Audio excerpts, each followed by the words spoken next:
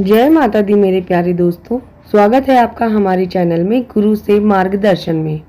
दोस्तों, जैसे कि आप सभी को पता है कि निर्जला एकादशी का व्रत करने में अगर आपने इस कथा को नहीं पढ़ा तो आपका व्रत अधूरा माना जाता है। तो दोस्तों, जो लोग निर्जला एकादशी का व्रत हैं तो वो इस कथा को जरूर पढ़िए, जरूर सुनिए, क्योंकि दोस्तों निर्जला एकादशी का व्रत बिना कथा के अधूरा होता है। दोस्तों, निर्जला एकादशी व्रत रखना बहुत ज़्यादा जरूरी होता है। जेठ शुक्ल एकादशी को बिना कुछ खाए पिए विधिवत निर्जला उपवास रखकर भगवान विष्णु की पूजा अर्चना करने से आपके जीवन के सभी पापों से आपको मुक्ति मिलती है। मोक्ष प्राप्ति के लिए लोगों को निर्जला एकादशी व्रत रखना बहुत ज़्यादा जरूरी होता है। तो दोस्तों, स्वागत है आपका हमारे चैनल पर। अगर आप इस चैनल से पहली बार जुड़ रहे हैं, चैनल को सब्सक्राइब करिएगा, ज़्यादा से ज़्यादा लोगों में इस वीडियो को शेयर कीजिएगा। दोस्तों, निर्जला एकादशी की व्रत कथा आपको हम सुनाने जा रहे हैं, इसे पूरा सुनिएगा, वीडियो को स्किप ना करिएगा। तो दोस्तों, निर्जला एकादशी का व्रत जो लोग हैं बिना कुछ खाए पिए विधिवत निर्जला उपवास रखकर भगवान विष्णु की पूजा अर्चना करते हैं, जीवन के सभी पाप खत्म हो जाते हैं और भक्त को मोक्ष प्राप्त कर सीधे विष्णु लोक चले जाते हैं। उन्हें जन्म मरण के बंधन से छुटकारा जरूर मिलता है। यशवंत ने कहा कि व्रतियों को ज्येष्ठ शुक्ल दशमी तिथि की शाम से द्वादशी की सुबह तक 36 घंटे का निर्जला उपवास रखना बेहद जरूरी होता है।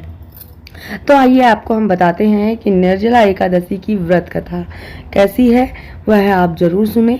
और क्योंकि निर्जला एकादशी को आपका व्रत अधूरा माना जाता है जब तक आप यह कथा नहीं सुनते हैं। दोस्तों, व्यास मुनि के पास जाकर भीमसेन ने पुकार की कि मेरी माता कुंती और भ्राता युधिष्ठिर, अर्जुन, नकुल, सहदेव और द्रौपदी सभी एकादशी का व्रत करते हैं। ये लोग मुझे भी शिक्षा देते हैं कि तू अन्न मत खा, नरक में जाएगा। अब मुनिवर आप ही बताइए कि मैं क्या करूं। हर 15 दिन के बाद एक एकादशी आ जाती है और हमारे घर में झगड़ा होता है। भीम ने कहा कि मेरे उदर में अग्नि का निवास है और मैं अन्न की आहुति नहीं डालूंगा तो चर्बी को चाट जाएगी। शरीर की रक्षा करना मनुष्य का सबसे बड़ा धर्म है, इसलिए आप ही बताइए कि मैं क्या करूं। अगर कोई ऐसा उपाय है कि जिससे सांप भी मर जाए और लाठी भी ना टूटे तो ऐसा उपाय कुछ बताइए। उन्होंने बोला कि कोई ऐसा व्रत जिसे साल में एक बार ही करना हो और मन में व्याधियों का नाश हो सके। 24 एकादशियों का फल मात्र उस एक व्रत में मिल जाए, क्योंकि मुझे भूख सहन नहीं होती है। यह सुनकर व्यास जी ने कहा, यदि तुम्हें स्वर्ग प्राप्त करना है और नरक से बचना है तो दोनों पक्षों की एकादशी को उपवास करो। भीमसेन बोले, हे महाबुद्धिमान पितामह, मैं सत्य कहता हूँ कि एक बार भोजन करके भी उपवास करना मेरे लिए कठिन है। बिना खाए कैसे रह सकता हूँ। मेरे पेट में वक्र नाम की अग्नि सदैव जलती रहती है, जो बहुत भोजन करने पर ही शांत होती है। इसीलिए हे महामुनि, मैं वर्ष भर में केवल एक बार उपवास कर सकता हूँ। कृपया ऐसा कोई व्रत बताइए जिससे स्वर्ग प्राप्त हो और मेरा कल्याण हो सके। मैं उसका विधि पूर्वक पालन करूंगा। व्यास जी ने कहा, भीम, जेठ माह में जब सूर्य वृषभ या मिथुन राशि में रहते हैं उस समय जो एकादशी आती है उसका यम नियम से और निर्जल उपवास करो। केवल कुल्ला या आचमन के लिए ही आप जल ग्रहण कर सकते हैं। इसके अतिरिक्त किसी भी प्रकार का जल विद्वान पुरुष को मुख में नहीं लेना चाहिए, अन्यथा व्रत भंग हो जाता है। एकादशी को सूर्योदय से लेकर अगले दिन के सूर्योदय तक मनुष्य को जल का भी त्याग करना चाहिए, तभी यह व्रत पूर्ण होता है। द्वादशी को प्रातः स्नान करके विधि पूर्वक ब्राह्मणों को जल और सुवर्ण का दान करना चाहिए, जिसके पश्चात जितेंद्रिय पुरुष ब्राह्मणों के साथ स्वयं भोजन करें। वर्ष भर में जितनी भी एकादशियां आती हैं उनका जो पुण्य फल होता है वह सब निर्जला एकादशी के व्रत से प्राप्त हो जाता है, इसमें तनिक भी संदेह नहीं है। शंख चक्र और गदा धारण करने वाले भगवान केशव ने स्वयं मुझसे कहा था कि यदि कोई मनुष्य सभी बातों को छोड़कर केवल मेरी शरण में आ जाए और एकादशी को निराहार रहे, वह सभी पापों से मुक्त हो जाएगा।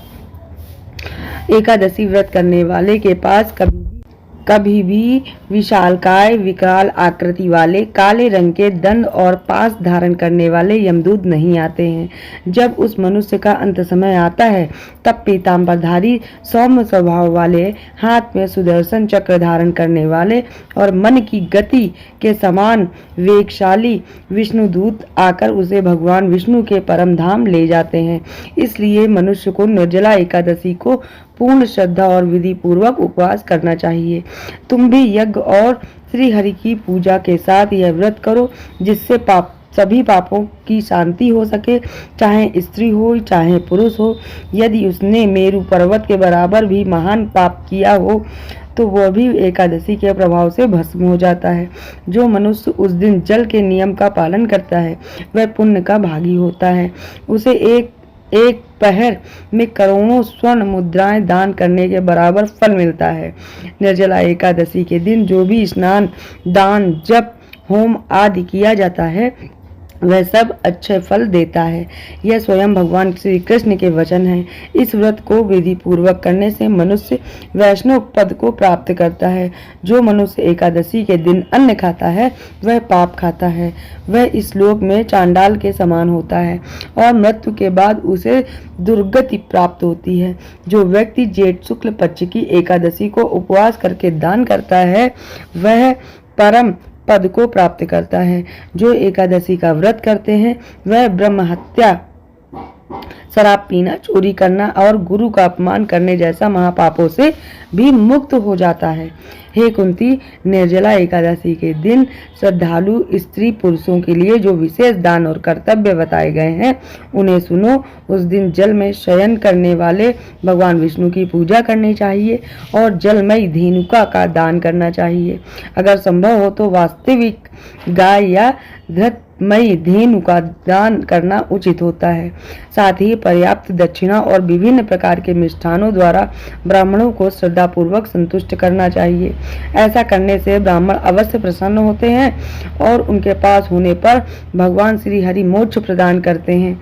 जो लोग सम, दम और दान में प्रवृत्त होकर श्री हरि की पूजा करते हैं और रात्रि में जागरण के साथ यह व्रत करते हैं वह अपनी 100 पीढ़ियों की ओर आने वाली 100 पीढ़ियों को भगवान वासुदेव के धाम में पहुंचा देते हैं। इस दिन अन्न, वस्त्र, गौ, जल, शैया, सुंदर आसन, कमंडलू और छाता आदि का दान करना चाहिए। जो व्यक्ति उत्तम और सुपात्र ब्राह्मण को जूता दान करता है वह सोने के विमान पर बैठकर स्वर्ग में प्रतिष्ठित होता है। जो व्यक्ति इस एकादशी की महिमा को श्रद्धा से सुनता है, जो श्रद्धा पूर्वक इसका वर्णन करता है वह दोनों स्वर्ग लोक को प्राप्त होता है। चतुर्दशी युक्त अमावस्या के सूर्य ग्रहण में जो फल श्राद्ध से प्राप्त होता है वही इस एकादशी के सुनने से प्राप्त होता है। सुबह दंत धावन करके यह संकल्प लेना चाहिए कि मैं भगवान केशव की प्रसन्नता के लिए एकादशी को निराहार रहूंगा और आचमन के अतिरिक्त अन्य किसी प्रकार का जल ग्रहण नहीं करूंगा। द्वादशी के दिन भगवान विष्णु की गंध, धूप, पुष्प और वस्त्रों से विधिवत पूजा कर जल का कलश दान करते हुए मंत्रोच्चारण के साथ संकल्प करें। भीमसेन जेठ माह के शुक्ल पक्ष की जो शुभ एकादशी होती है उसको निर्जला व्रत करना चाहिए और उस दिन श्रेष्ठ ब्राह्मणों को शक्कर के साथ जल के घड़े का दान करना चाहिए। ऐसा करने से मनुष्य भगवान विष्णु के करीब पहुंचकर सुख और आनंद का अनुभव करता है। इसके बाद द्वादशी को ब्राह्मण भोजन कराने के बाद स्वयं भोजन करना चाहिए। जो इस प्रकार पूर्ण रूप से पापनाशनी एकादशी का व्रत करता है वह सभी पापों से मुक्त हो जाता है, अनामय पद को प्राप्त होता है। यह सुनकर भीमसेन ने इस शुभ एकादशी का व्रत आरंभ कर दिया। तब से यह लोक में पांडव द्वादशी के नाम से भी विख्यात हो गया। तो दोस्तों, इस तरह से यह आपको निर्जला एकादशी की व्रत कथा जरूर सुननी है और इसको सुनने से आपको बहुत ज़्यादा पूर्ण फलों की प्राप्ति जरूर होगी। तो आपने देखा कि किस तरह हमें व्रत रहना है, किस तरह उसके नियमों का पालन करना है और किस तरह उसकी व्रत कथा को सुनना है। आप इस मात्र एक कथा को सुनेंगे तो आपको बहुत ज़्यादा अपने हृदय में शांति, आपको मानसिक रूप से शांति मिलेगी। तो दोस्तों, आपको कैसी लगी ये व्रत कथा आप ज़रूर बताइएगा कमेंट बॉक्स में, और अगर आपको अच्छी लगी हो और लोगों में शेयर कीजिएगा। अगर आप हमारे चैनल से पहली बार जुड़ रहे हैं तो चैनल को सब्सक्राइब करना बिल्कुल ना भूलें। फिर मिलेंगे आपको नई अन्य जानकारी के साथ, तब तक के लिए जय माता दी। स्वस्थ रहिए, मस्त रहिए, अपना ख्याल रखिए और इस व्रत कथा को जरूर सुनिए।